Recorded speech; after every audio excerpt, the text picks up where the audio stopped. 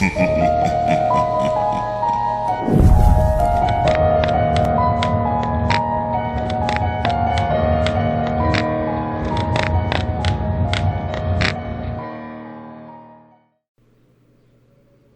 number 6. To others, the intruder will appear as a mannequin, or a rubber dummy, or a coat hanger. Do not let guests near him. What exactly does others mean? Mitch left the diner shortly after his dad showed up. But before he left, I asked him about being the so-called other. About why the intruder appeared as a coat rack. He just shrugged. Like I said, rules aren't set in stone. Just keep your distance, said Mitch, in regards to his father. He's not what he seems.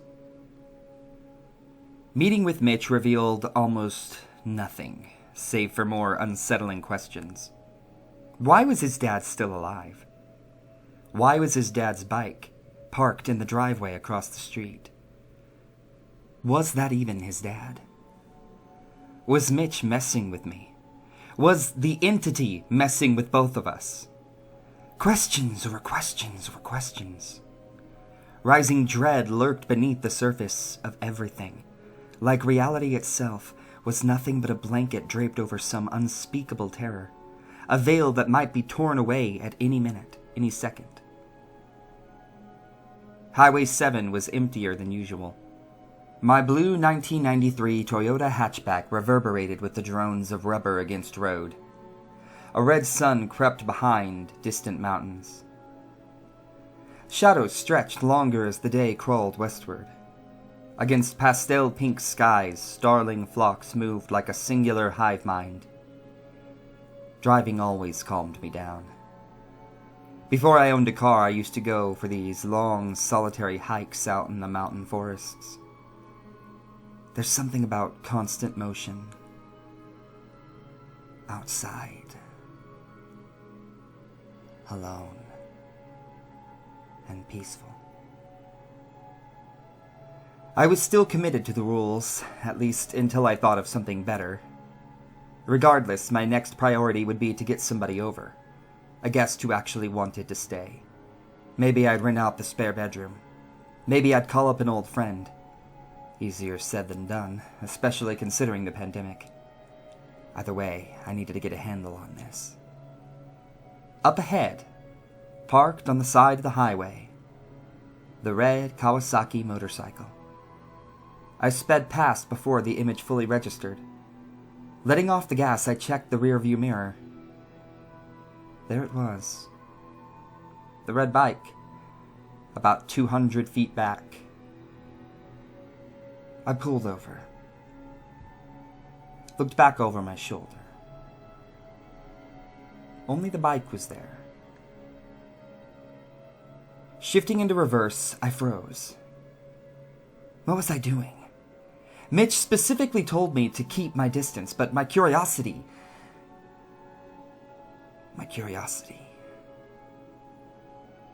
I breathed in.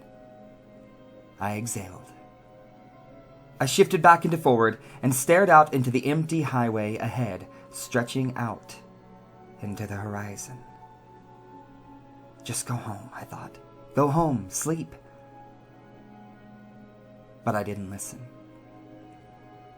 I shifted back into reverse and moved toward the red Kawasaki.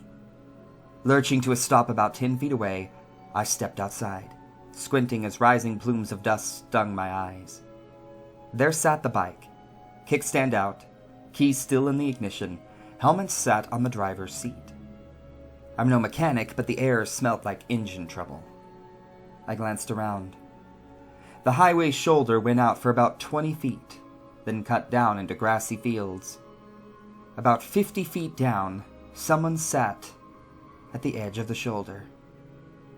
Mitch's dad, P.T. Carver. At least that's what I assumed from this distance. We sat with elbows resting on knees, staring off into the field, smoking. I stood there weighing my options. Wanting to leave, but letting my curiosity win out yet again, I walked over, the smell of gasoline getting stronger with each step. A red jerry can sat on the hard-packed dirt beside him. I stopped about 10 feet away. He glanced over, made eye contact, nodded, and turned back to the view. "Car troubles?" I asked. "Bike troubles. Anything I can help with?" He shook his head and took a drag off a brown cigarillo, vanilla-flavored, judging by the smell. All my questions backed away. Sympathy replaced curiosity. Apparition or not, the man looked broken down, as though his life had been nothing but letdown after letdown after letdown. He studied something out in the distant fields. I turned to see what he was seeing. Nothing. Only shimmering wind rippling through the floodgrass. The last strips of daylight soaking back into the ground. He pointed. "Off past the boardwalk," he said. "About 200 feet. My eyes followed his directions. Still nothing. "Down. Beside the water," he said. And then I saw it. 3 bears, brown bears. A mother and 2 cubs drinking from the water. I'd never seen a bear outside of zoos. I didn't even know they lived around here. "Probably came down from the Bullery," he continued. "Nothing but clear-cut suburbs up there. Now." He spat dryly and pressed his heel against the spit and turned his ankle like putting out a cigarette. Just then the mother bear looked up and glanced around as if she had heard something. She held there a couple of moments and then went back to drinking. "So, you're friends with my son," he said, watching the bears all the while. "No. Not really." "Boyfriend?" "No." "Nothing wrong with that." "I didn't say there was." He smiled sadly, clenched his eyes shut, and took another long, slow drag off the cigarillo. "Acquaintances," I said. "What's that?" "Acquaintances?" "Sure. People who know each other tangentially?" He nodded. "You moved in across the street, yeah?" "Yeah." "Ignore the crazies." "Crazies?" "Neighborhood's full of them," he said. "See, crazies catchin'." I meant to ask about..." He raised a hand. "Not right now," he said. "You come by tomorrow. I'll answer any questions you want about any of that. Just not right now."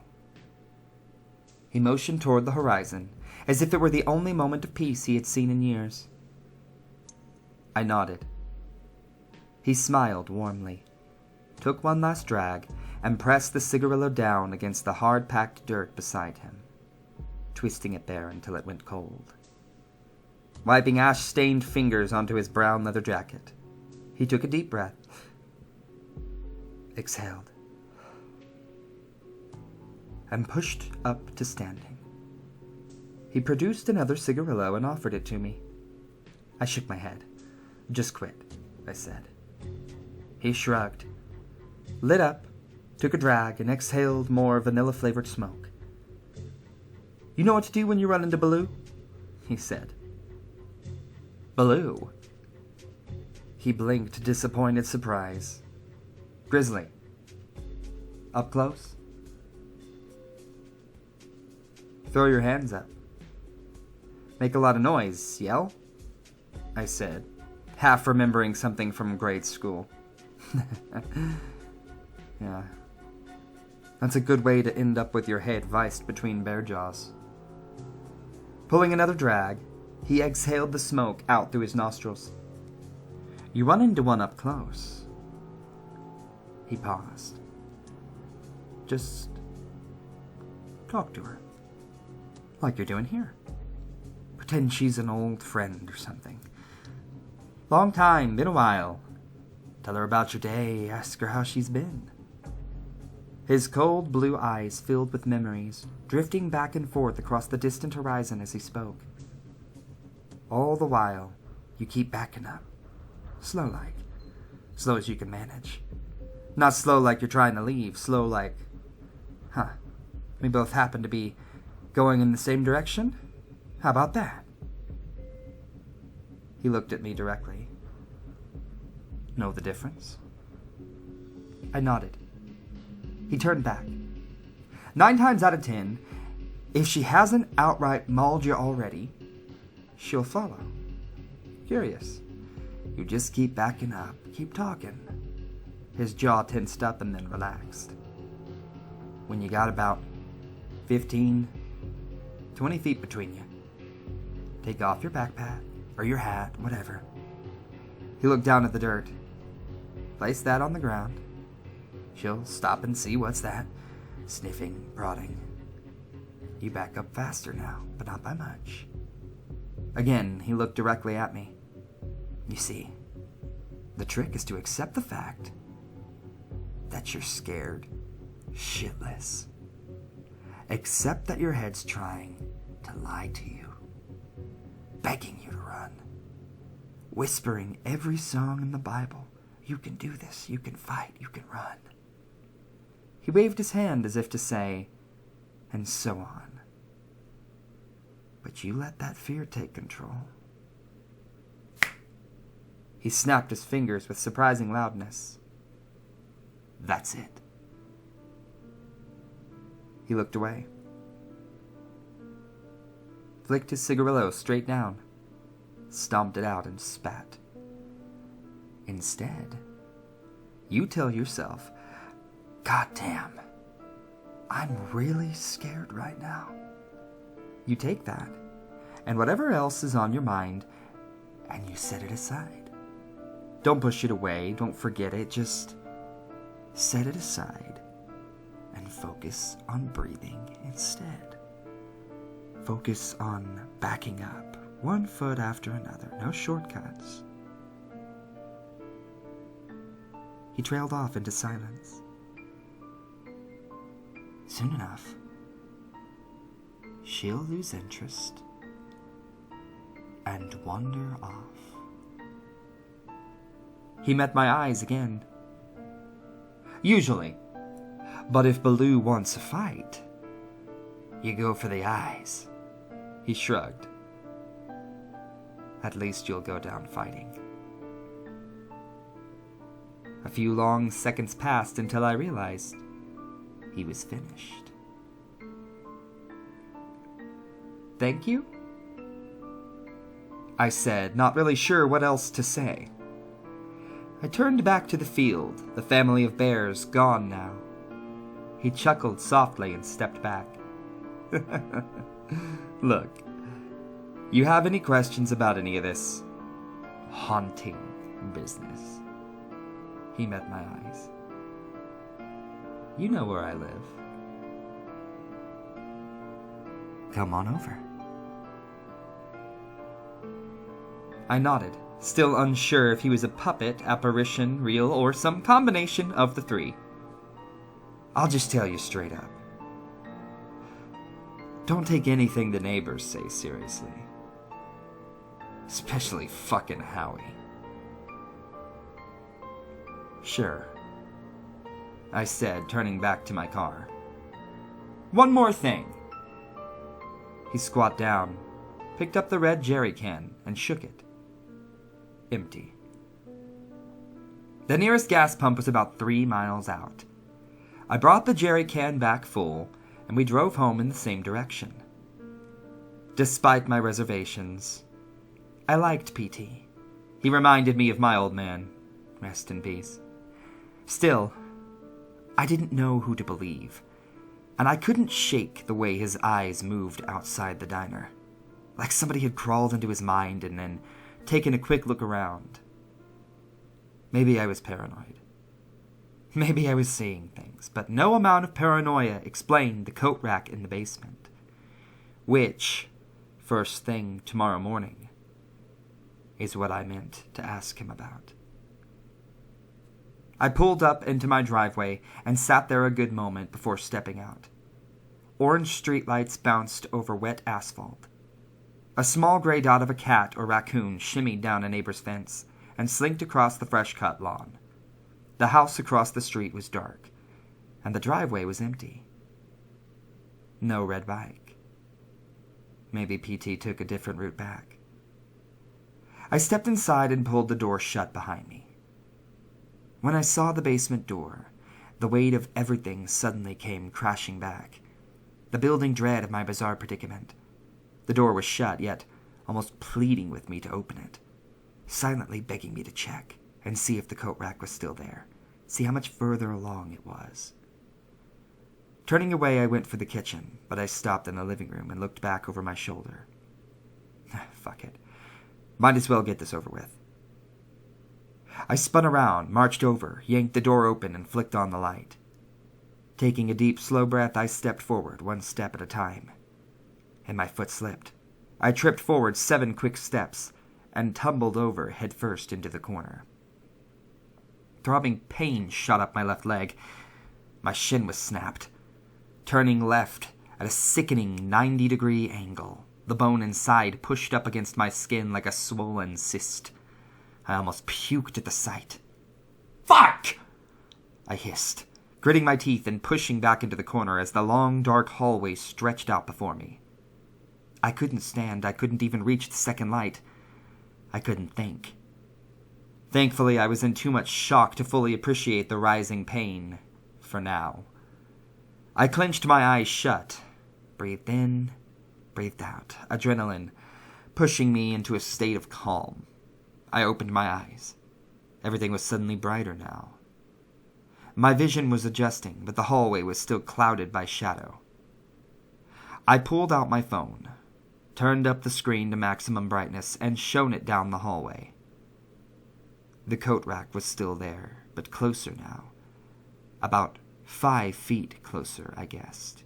And now, a heavy wool coat hung from its top. So much for 1 step a week. Tucking my phone away, I looked up toward the exit. Time to go. Carefully shifting my body weight to avoid more pain, I turned over. A tedious process. I couldn't afford paramedics or an ambulance, so I'd have to crawl up the stairs and call a taxi. Besides, no way, I was waiting down here with only the coat rack to keep me company. Why is being poor so expensive? Drip. A solitary drop of water fell somewhere in the darkness. I slowly turned to look. The coat rack's dim silhouette stood motionless. Fuck this. I was about to turn away, but something moved. Behind the coat rack, barely visible, something rose to standing. I only saw the shadowed outline of a person, the faintest hint of pinkish red skin, like that of a dying pig. I froze, paralyzed, my eyes adjusting bit by bit. Seconds drug by like minutes. Suddenly, the wool coat shook as 2 gaunt, yet unnaturally large hands emerged from the dark and wrapped around the coat rack. Gripping tight, the hands lifted the coat rack noiselessly off the ground. Silence. A quick step forward.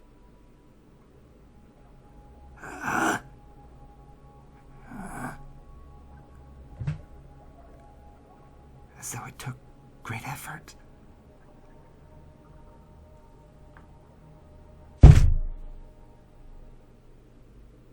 Then it set it down. More silence. And then the coat rack hoisted upwards again.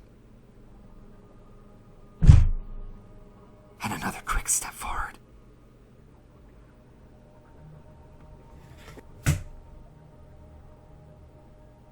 The schlick sound of wet, bare feet pressed on and off the concrete floor.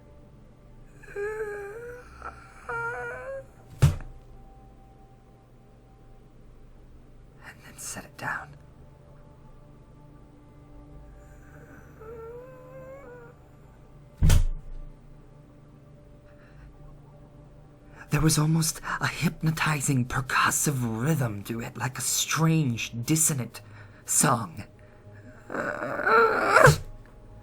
Again, the coat rack hoisted up, and I'd seen more than enough. Twisting to my side, I clawed my hands onto the banister and hoisted myself upwards, wincing in pain as my snapped leg dragged uselessly behind me. More footsteps, more stuttering breaths. It was moving faster now, getting closer. I pulled myself forward, one tedious thrust at a time, gritting my teeth through the ever-rising pain. Whoever was holding the coat rack was on the stairs now. I didn't look back. I couldn't look back. I kept pulling forward, inching closer and closer to escape.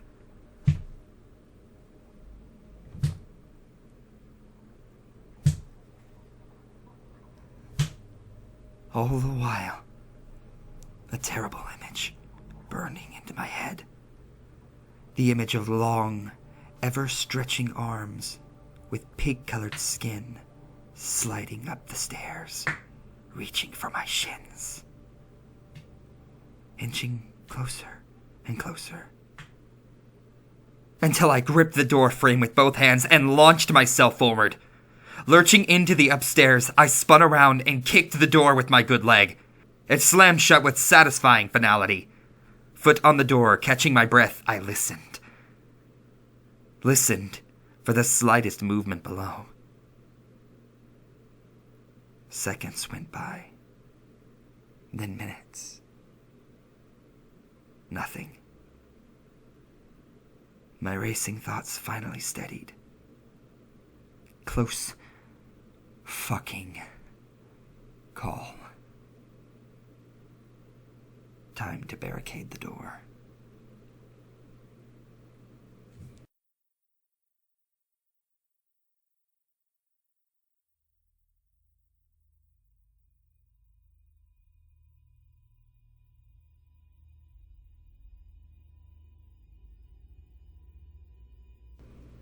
Leg in a blue cast, I hobbled across the street on crutches.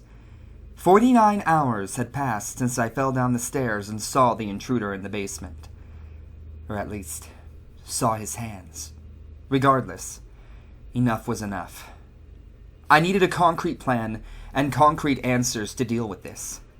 At this rate, the intruder would reach my room in weeks, maybe even days. I still didn't even know what would happen if he got to me, but I sure as fuck didn't want to find out. Time was short. I pounded on the neighbor's door, and something inside moved. Through frosted windows down the hallway, the shadow of a door creaked open. Someone peered out, a blurry silhouette. I waved politely. They stood there, watching me, motionless. Then they stepped back into the room, pulled the door shut. I raised my hand to knock again when the front door swung open. There stood P.T. Carver, dressed in blue jeans and a brown shirt, looking even more like Clint Eastwood than before. "Brandon," he smiled warmly. I opened my mouth to respond, but realized I didn't even know his name yet, just the initials. "Paul is fine." He stepped back from the door and motioned me inside. "Paul." I propped forward onto my crutches and... Wait. He reached behind the door and produced a box of disposable light blue masks. "You don't mind, do you?" He put a mask on himself and handed another to me. I put the mask on. "I'm getting too old to risk it, you know," said Paul, stepping back from the door and once again motioning me inside. As I stepped past him, his eyes dropped to the blue cast around my leg. "What happened there?" "Stairs." "Ouch."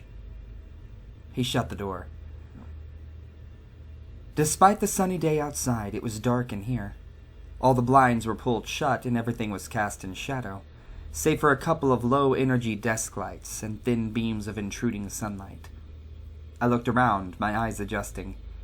The interior of Paul's house contradicted my expectations, to put it mildly.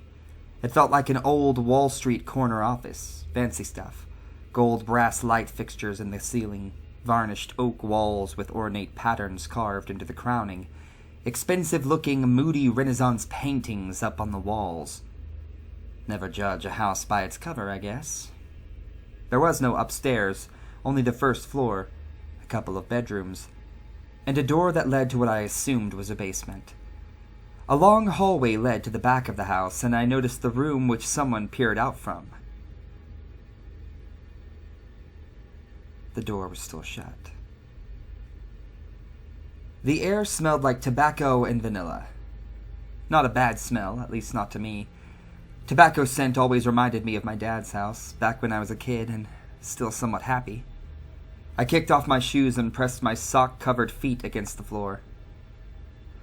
The carpet was out of place, greenish-brown, scratchy, worn down to the plywood in some areas. "Please." Paul motioned me toward the living room. I shuffled deeper into the house. "Feel free to take a seat." Paul nodded toward a long green velvet couch. I slumped down. Immediate relief. Hobbling around on crutches was more tiring than it looked. "Can I get you anything? Water? Coffee?" "I'm good, thanks." "You sure? Water?" No, thanks." Paul sat down on a wooden stool across from me, a stool which creaked with antique strain. Unstable.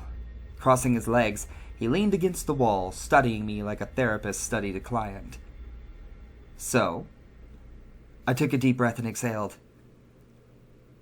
"Last night, I saw him." Paul's face remained neutral. He shifted his weight slightly. "Saw who?" "The intruder." I leaned forward in my seat. "What I saw has no reasonable hands. Barely human." I trailed off into silence. "You take a photo?" I shook my head. "Good. Keep it that way." "Why?" He studied me carefully before continuing. "You seen a doctor?" "No." He glanced down at the cast on my leg, then back up to me. I rolled my eyes. "Well, yes." "You tell him about—" "No!" His face filled with strange relief. He leaned forward and rested his elbows on his knees. "Do not tell anyone else about this, okay? Not even Mitch. Understand?" "Sure." Paul leaned back, reached into the chest pocket of his shirt and produced a cigarette. He pulled his mask down to his chin. Lifting the smoke up to his mouth, he pinched it between thin lips, took out a pack of matches, and a thump reverberated from somewhere deep inside the house. He froze, raised an eyebrow. Silence. He shrugged, struck the match, and then... Paul shook out the match and tossed it onto an empty tin can sat upon a yellow plastic crate to his left. He sighed, irritated. "Excuse me." He stepped up, marched deeper into the house. I watched as he rounded the corner and disappeared into the foyer hallway. More silence. Now, I was starting to wonder if coming over here was such a good idea to begin with. Things felt off. Sure, my initial meeting with Paul was surprising to say the least. His long, drawn-out bear safety monologue was odd, but endearing in a weird sort of way. But when Paul showed up at the diner, Mitch seemed truly disturbed, like he'd seen a ghost or something worse.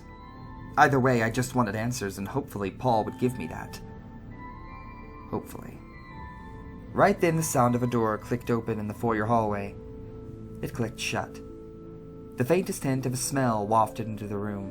The recurring smell of gasoline and burnt hair.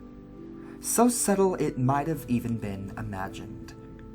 Around the corner, down the hallway, muffled voices. Arguing? I tilted my head and strained to listen, but... "Sorry about that," said Paul, suddenly stepping into the room. "No worries." With oddly pin-straight posture, Paul sat down on the couch across from me.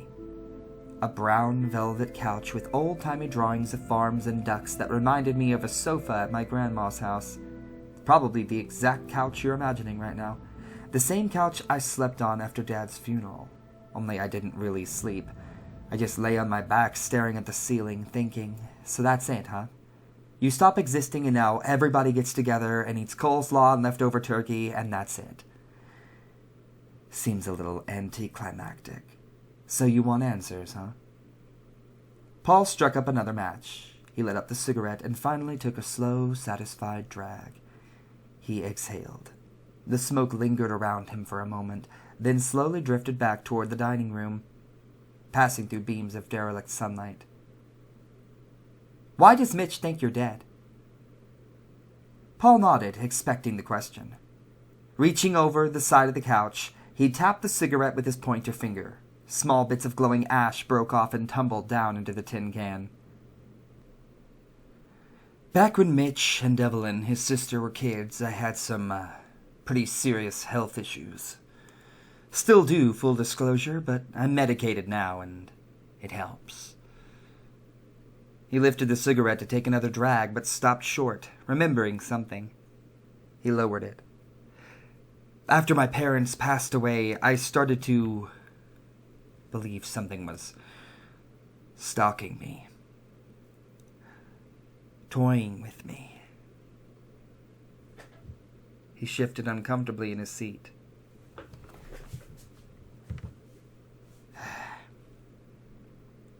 "Started with small things at first, bumps in the night, food gone bad before the expiry date. Things too small to talk about, but too big to just, brush off." He met my eyes, then looked away and took another short drag. I thought back to the expired milk in my fridge, one of many unanswered questions still festering in the back of my mind, sporadically buzzing past my ear like a persistent mosquito, infuriating. Paul sighed. "I'm a rationalist at heart, so the possibility of something unnatural." He waved his hand like a magician. "Well, that never crossed my thoughts." He paused again, glancing over at me, judging my reactions as he spoke. "Now, bear with me, 'cause all this leads to a point." He continued. "One night, back in 94, maybe 93, the kids and the mom were fast asleep. It was Thursday, so I went down to the basement for canned peaches and a late-night beer." He pointed down at the floor. "The light was out, so I came back with a flashlight, and..." He trailed off into silence, his cold blue eyes still locked on the floor. This time, somebody was down there, just standing there. Stood down the basement hallway with their back turned to me. I wanted to call out, yell at them, run upstairs, get my 9mm, but instead I just froze, like roadkill in headlights. Paul looked directly at me. That's when it hit me. I realized that this intruder, over 7 foot tall, by the way, he was halfway stuck into the concrete wall. Like the mold was set around him and dried there. Paul shook his head like a chill went down his spine. The sight was so strange, I couldn't even think straight. He leaned forward and rubbed his forehead with the back of his thumb, a weird tic that suddenly stood out to me. Mitch did the same thing, and so did Howie. Why? Things got really bad after that. The more I tried to fight it, the worse it got. The more I tried to make sense of things. He trailed off into a moment of silence. Of course, nobody else saw him. They just saw a stack of cardboard boxes. He paused again, looking around the room. One night, cold autumn night, I'd been dealing with this ever-encroaching nightmare for weeks at this point. I downed 2 bottles of cognac and brought my 9mm downstairs. Marched straight up to him. He made a gun with his fingers and pointed at me. Pressed the barrel between his dead eyes and pulled the trigger. He mimed the motion of gun kickback and limply dropped his hand back onto his thigh. But he didn't even flinch. Bullet went straight through him, ricocheted off the back corner, and got me in the hand. He held up his left hand, the pinky finger cut off short at the first knuckle. I hadn't even noticed until now. How did I miss that? Paul shook his hand like it went numb, and leaned back into his seat again. After that, Holly threatened to leave, take the kids with her. He rubbed the side of his palm against his left forearm, ruminating. I'd leave myself too if I could. Then his eyes lit up, remembering. Let me show you something. Paul pushed up from the couch. He strolled toward the door I assumed led to the basement. I remained seated. After my last encounter with the intruder, I wasn't a big fan of stairs or basements for that matter. You coming? After noticing my hesitation, Paul looked back at me the same way that my dad used to, struggling to hide disappointment. Silent judgment. I cleared my throat, grabbed my crutches, and pushed to standing. Paul smiled a half smile, pulled his mask back up, and pulled a ring of keys out from his pocket. Humming to himself, he rifled through, unlatched a key, and turned the lock. No dice. He relatched the key and went back to rifling, still humming all the while. Meanwhile, I stood back about 10 feet, head turned, eyes locked on the mysterious room at the end of the hallway. The door was shut. Do you live alone? Yes, well, yes and no. He unlatched another key and gave that one a try. No dice. An old friend lives in the room down the hall. I'm the caretaker, sort of. That's good of you. Yeah, well, I owe them one.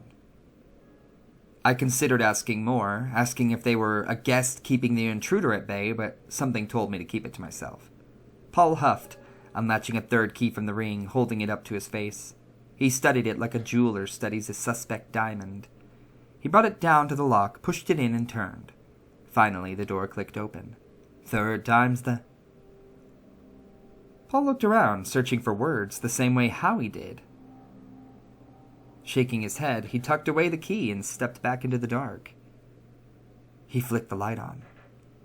Cold, fluorescent glows stammered to life. Concrete walls and wooden steps smothered in layers of dust. Paul looked back over his shoulder. You good with stairs? He said, looking down at my cast-covered leg. I'll try. He nodded. Use the railing. Turning back, he stepped deeper into the basement. I hobbled over to the top of the stairs. The flight of steps seemed longer than expected, like it went down 1.5 stories instead of just one. Paul stood at the bottom, another door in front of him. Though maybe door wasn't quite the right word, more like a bunker hatch, metallic and held shut with an arm-sized lever instead of a doorknob. I didn't want to go into the basement, but the weight of morbid curiosity compelled me yet again. Every damn time. Paul gripped his hands around the lever, braced himself against the wall, and pulled. His wiry arms flexed and strained as the lever slowly moved toward him. Gritting his teeth, Paul yanked harder and harder until finally the lever gave way, lurching backward suddenly. The metallic door itself shifted downward with an echoing clang, and clouds of dust particles burst out from the edges. Paul wiped his forehead with the back of his arm, squat down, and grabbed the bottom of the door with both hands, hoisting upward. He pushed the door into a vertical swing. It pressed flat up against the ceiling. There was nothing but dark ahead, pitch dark. Paul crept forward and silence followed. 5 long seconds ticked by until... a light flicked on. More cold, stuttering glow. You good? Paul's voice echoed up the staircase. Yeah. I'm okay, I said, stepping forward. Going downstairs on crutches was even more tedious than expected. The whole precarious journey took about 3 minutes until finally I stepped into the basement. A long, narrow hallway led to a two-way fork in the path. Dirt floors, plywood walls. I've got an engineering/construction background. Paul kept strolling forward. Built this place from the ground up. He stopped at the fork in the hallway and looked both ways, thinking. He looked left, he looked right, he looked left again. He shrugged. Gotta be this way. He pushed forward and I followed. This basement's bigger than you'd think, he said, rounding the corner. Another narrow hallway stretched about 20 feet until it reached another two-way fork. Paul kept walking and I kept following. I put up these walls, tried to build a maze around him, slow him down. He chuckled, rounding another corner. Then I put up the bunker hatch, and... He trailed off into silence, rounding yet another corner. Why not build a bunker directly around the intruder? I asked. Tried that. And? Didn't work, he said, eyes filled with a dark story. I didn't push any further. We entered a 10-foot by 10-foot room. Paul stepped into the middle and turned back to face me.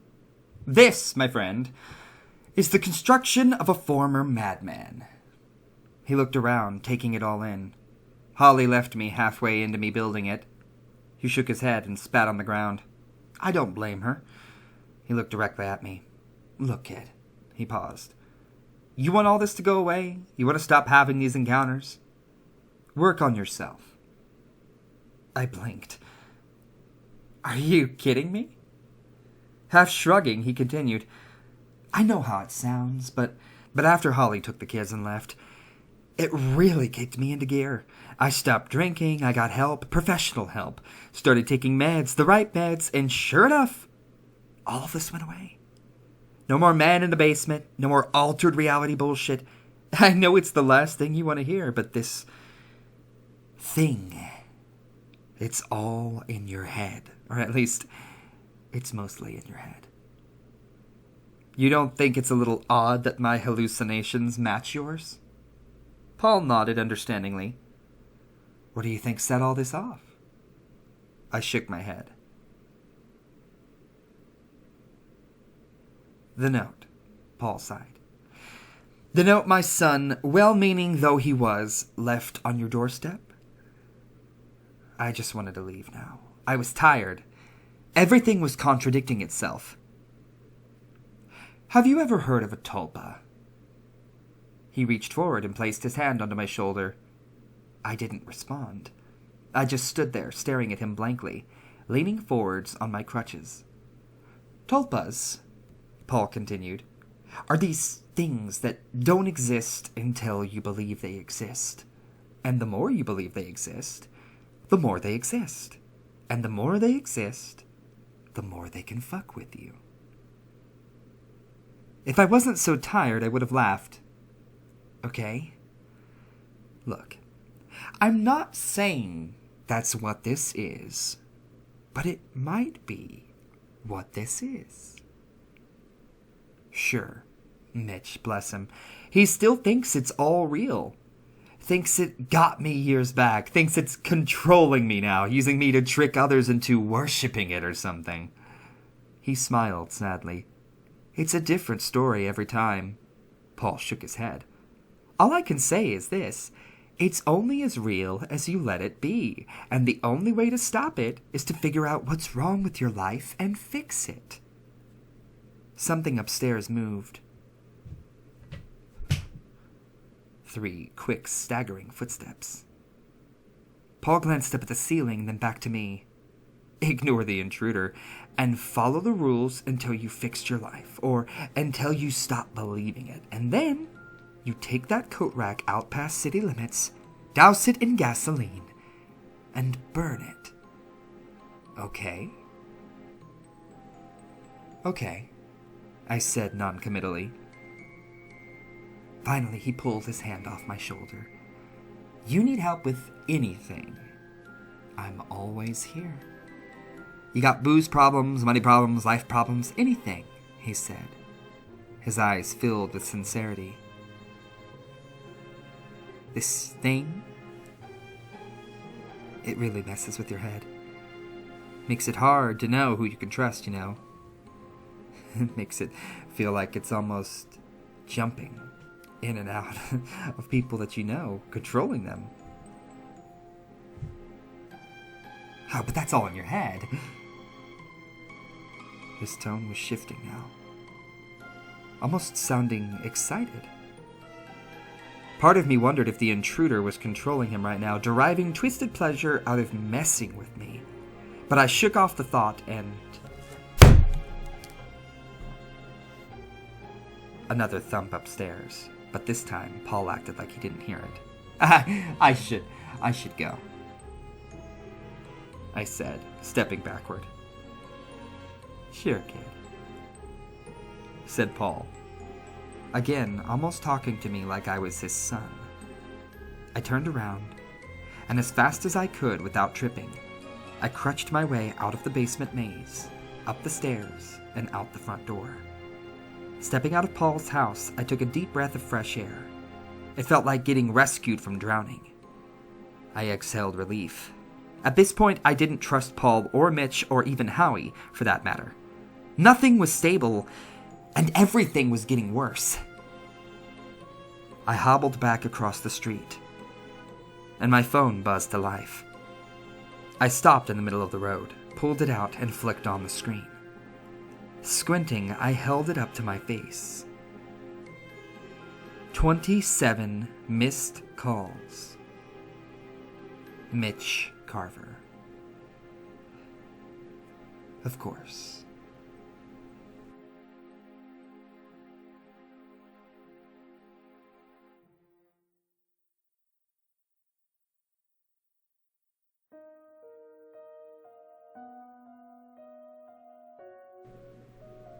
Rule number 7. The intruder will not move as long as you have guests in the house. Guests who actually want to be there. Coat rack. Where are you? Said Mitch, sounding like he hadn't slept in days. Home, I said, rifling through a box of tools. My phone set to speaker sat on the garage floor. You didn't see my calls? Yeah, my bad. Service out here. Look, Brandon, I need you to be 100% honest with me. He cleared his throat. Did you speak with the neighbor? Yes.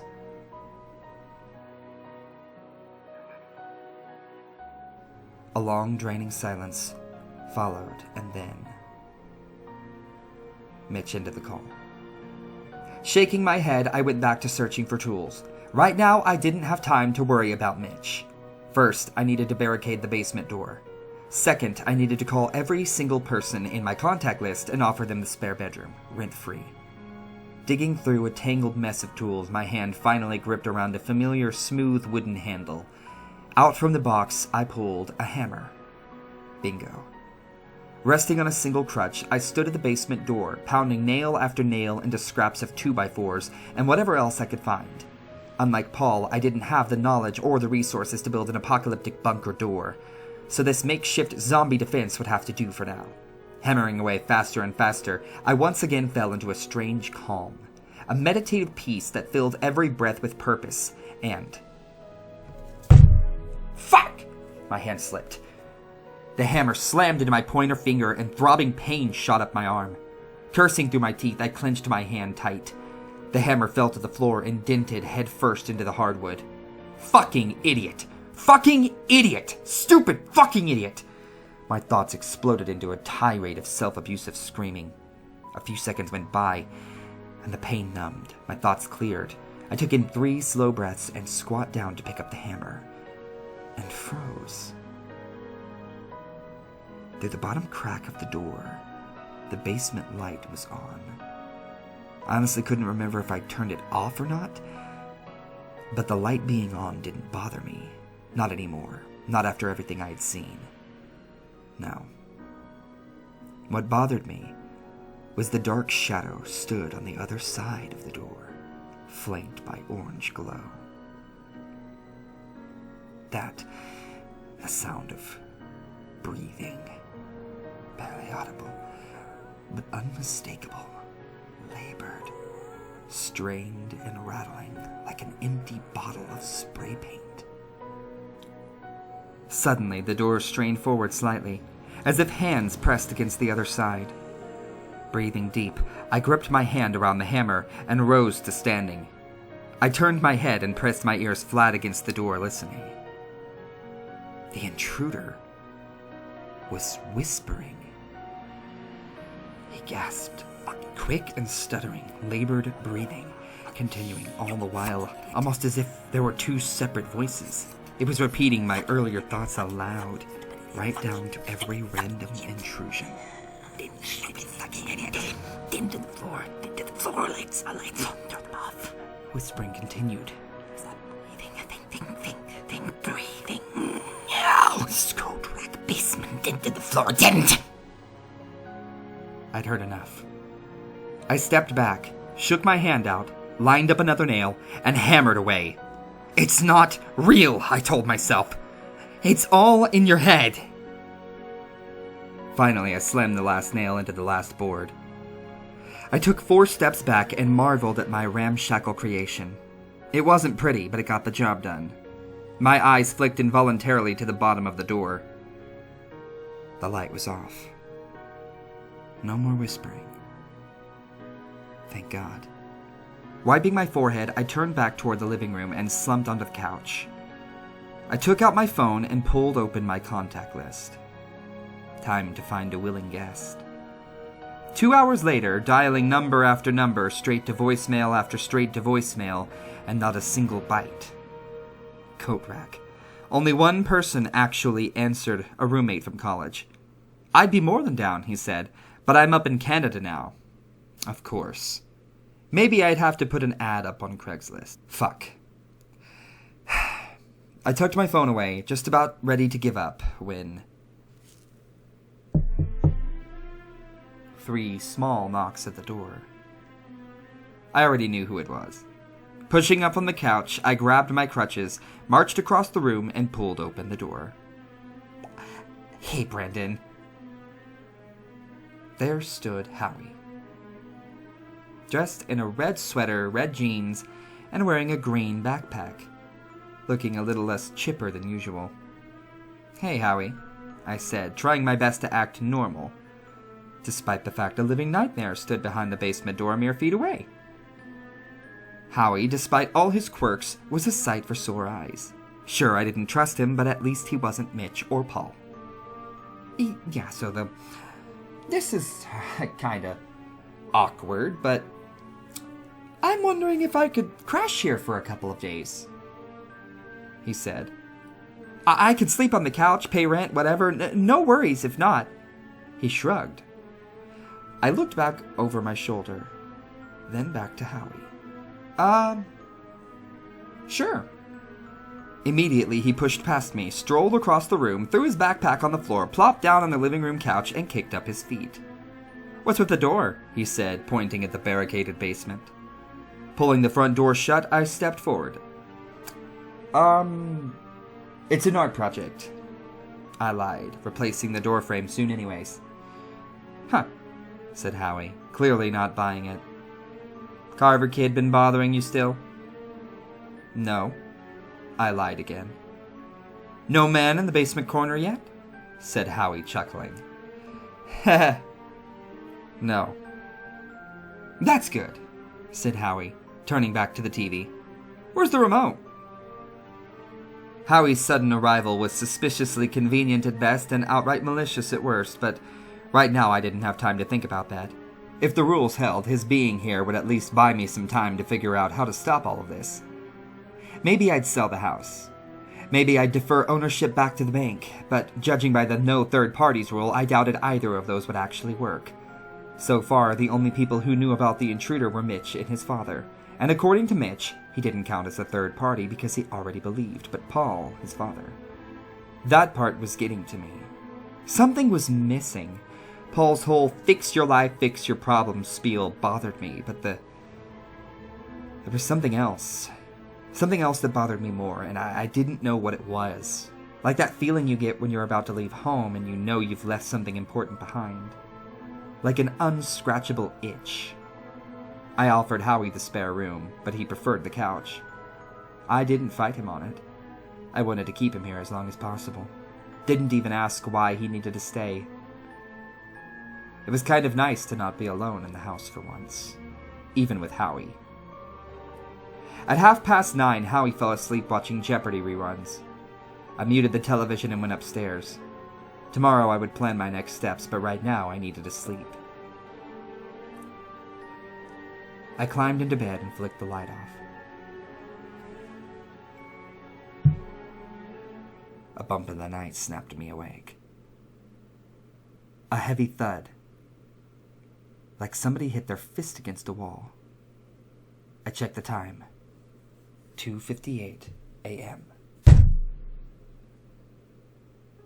I climbed out of bed and, hopping on one leg, pulled on a dirty t-shirt and a pair of jeans. I tucked my chrome switchblade into my back pocket. Another thud from downstairs, heavier than the last.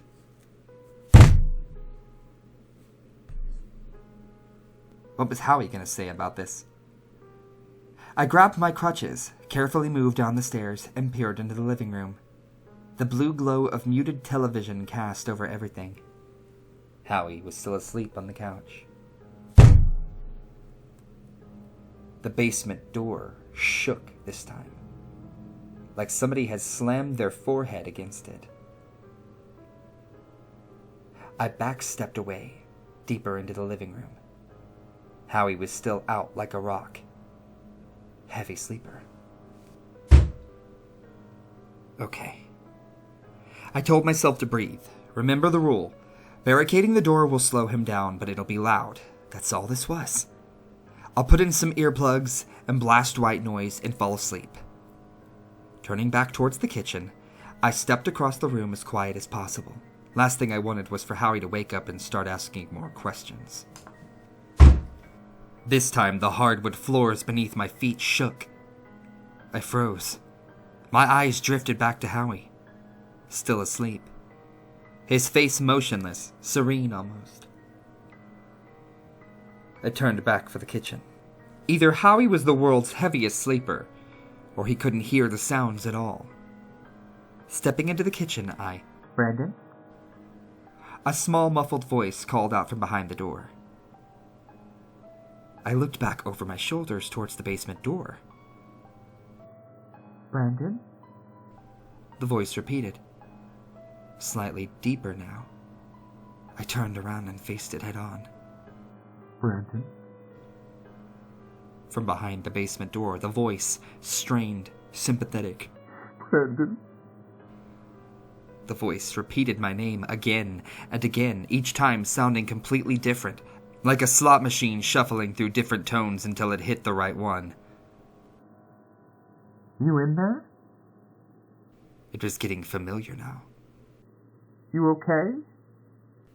Suddenly, the voice shifted into a perfect mimic of my late father.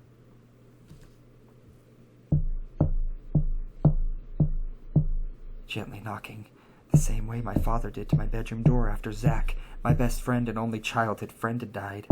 A memory that until now I did my best to ignore. After Zach died, I biked home, sat on my bed and stared blankly at the vinyl closet doors for 6 hours straight. Eyes tracing every path of the wood grain pattern again and again, the entire world outside dissolving into nothing, the starscape painted walls somehow pushing closer and closer.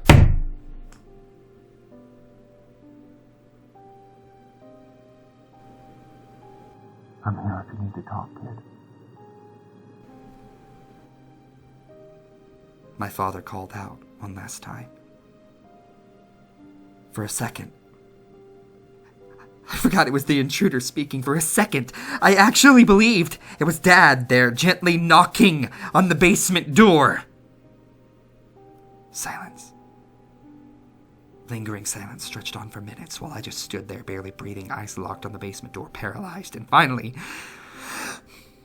my lungs forced me to gasp in air. Oxygen flooded my brain and awareness came rushing back.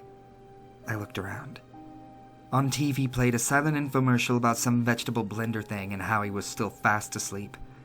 I shook out my hands, went back to the kitchen, opened the drawer beside the fridge, and pulled out a pair of orange earplugs. It's not real, I told myself. Trying to take Paul's advice, I slid the door shut. It's all inside your head. But again, the words fell flat, like empty platitudes after a funeral. I'm sorry for your loss. I'm sorry for your loss. I'm sorry for your loss! I turned back across the living room and crutched my way onto the stairs. Time to sleep. Brandon. I was halfway up the stairs when a different voice called out from behind the basement door. This time, a teen voice, strange yet familiar. Brandon. The voice repeated, this time tinged with fear. This time, entirely familiar. I wanted to keep walking away. I wanted to leave, but my legs wouldn't move. Long-forgotten memories.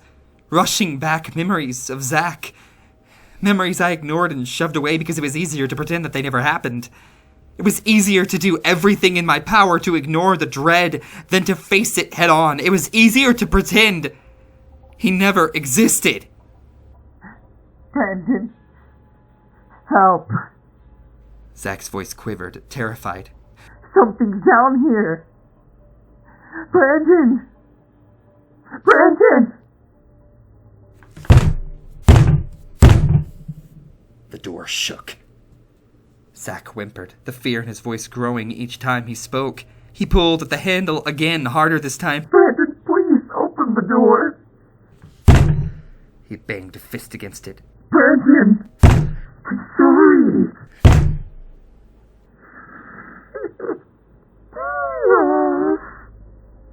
The voice trailed off into sobbing whimpers, and he slid down against the door, muffled weeping. An image crawled into my thoughts, the image of Zach, gray hoodie pulled over his head, curled up into a ball, weeping at the top of the basement stairs.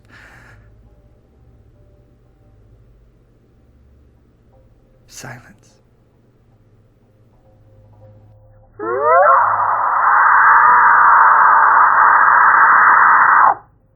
A sudden and shrill scream of terror, primal, almost inhuman, followed by the quick thumping sound of a body being dragged over stairs.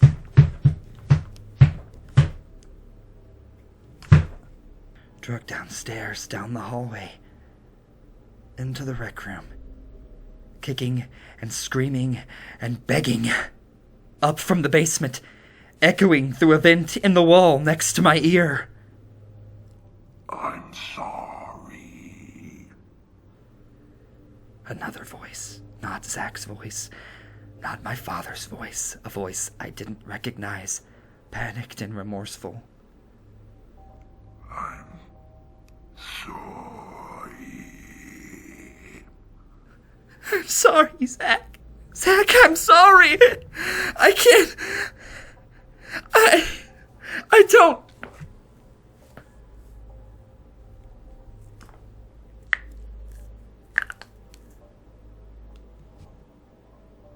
The sickening sound of bone cracked against concrete. Like a tree branch snapping in the wind, the percussive beat of skull against stone. Again and again and again. Zach's whimpering shrieks for help turning more unintelligible with every impact. Even worse, the person killing him was profusely and sincerely apologizing all the while. Oh, I'm sorry, Zach. Sudden silence.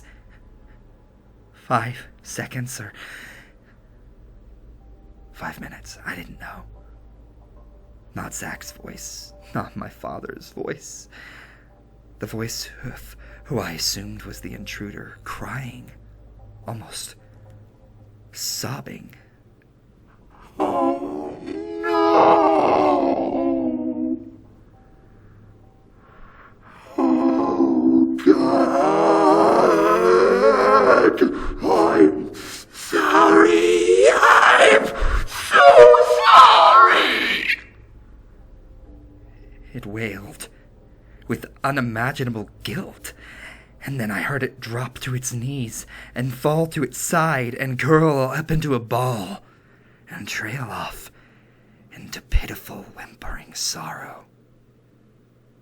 Unimaginable grief. This went on for several minutes until finally, more silence. Sniffling. The sound of somebody standing up, the sound of somebody dragging a body against concrete. Deeper and deeper into the basement, quieter and quieter, as if the rec room stretched on further than it should. Further and further away. Until nothing. Dazed in a trance, I wandered up the stairs and into my bedroom. I pulled the door shut, stuck my earplugs in, and crawled into bed. I shut my eyes, and a sudden realization flooded over me. Coat rack. Finally, I understood the nagging itch in the back of my head. A realization so obvious I hated myself for not getting it sooner.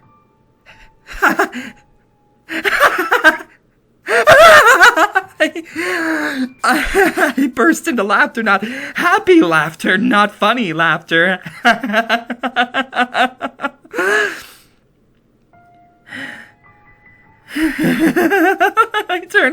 I turned onto my side and stared at the fake cherrywood vinyl closet doors. The doors that reminded me of my childhood bedroom. My eyes traced along the paths of wood grain patterns, and the words of Paul played through my head all the while. Take that coat rack out past city limits, and douse it in gasoline, and burn it. I told Paul a lot of things, but I never told him about the coat rack.